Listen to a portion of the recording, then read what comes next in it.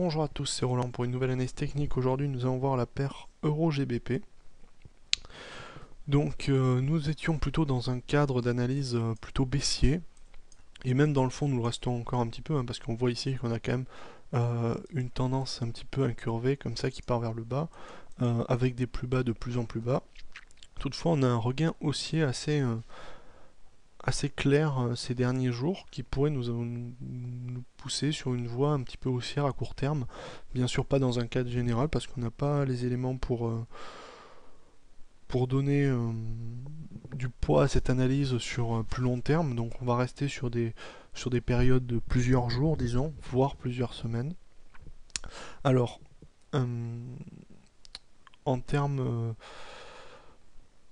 de reprise, comment est-ce que ça se manifeste? Et bien surtout, on a la création ici d'un biseau descendant dans cette baisse. Donc comme je dis, on est toujours dans un cadre baissier, mais dans un cadre baissier qui ralentit le train un petit peu. Vous voyez ici, on a le franchissement d'un biseau descendant. C'est-à-dire qu'en clair, depuis la rupture ici des 0,84, le cours a diminué, il y a eu une forte reprise haussière, enfin forte, elle n'a pas été forte, mais elle a été d'amplitude notable. Et ensuite, on a eu une baisse, mais qui peine un petit peu, et là on a un regain aussi assez fort sur la bougie ici du 5 décembre. Alors, vers quoi ça peut nous pousser? À mon avis, on prend les objectifs du biseau tout simplement et on reporte, c'est-à-dire, enfin on reporte pas, on va les chercher, c'est-à-dire dans un biseau descendant c'est le plus haut, le premier plus haut. Donc ici, a priori, ça serait situé autour de 0,858, 0,86. Ici, donc le plus haut du biseau, du début du tracé bien sûr. Donc en objectif on serait autour de 0,86, ça reste cohérent parce on passerait pas au-dessus de la barre des 0,86 qui ici est un seuil assez, vous voyez, assez pivot et très central. À ce niveau là, vous voyez, il y a pas mal de plus haut plus bas qui se touchent. Et surtout, ça remet pas en question le fond baissier, quoi. C'est pas parce qu'ici, on pourrait partir plutôt dans un scénario de canal baissier, avec une pente faible, ça pourrait être envisageable.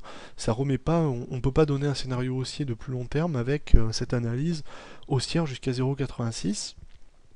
Comme plus bas, comme stop, je pense qu'il faut attendre un pullback pour s'assurer, mais enfin pour pouvoir, s'il y a un pullback, si on décide d'attendre un pullback, on peut serrer, mais pour l'instant je donnerai autour le plus bas, c'est-à-dire autour de 0,824. Ça me paraît un bon niveau situé ici pour rentrer, pour donner son stop en entrant, en considérant qu'on entre tout de suite, enfin même en considérant qu'on entre où que ce soit, mais ça donne un bon niveau.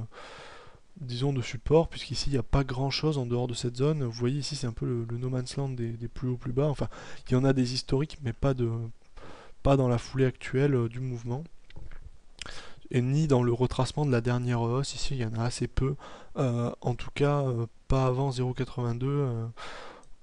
Au-dessus il n'y en a pas vraiment, vous voyez au-dessus c'est la hausse continuelle, donc pas grand chose à dire à ce niveau là. Donc analyse tout simplement, on va passer en H4 pour l'avoir mieux. Vous voyez, un biseau assez bien défini ici, avec une reprise haussière et puis une lente diminution qui peine de plus en plus. Et vous voyez ici, on a une suite de diminutions qui ralentissent au fil du temps sur le cours de la paire. Donc, en attente d'un pullback, enfin presque dans l'espoir, je dirais, qui pourrait se faire jusqu'à 0,83 maxi, et ensuite reprise haussière jusqu'à 0,86. L'objectif qu'on avait donné, alors pas exactement, un petit peu en dessous, autour de 0,854 j'avais donné, et comme stop 0,824, ça me paraît aussi un très bon niveau. Voilà, j'espère que cette vidéo vous aura plu, et je vous dis à la prochaine.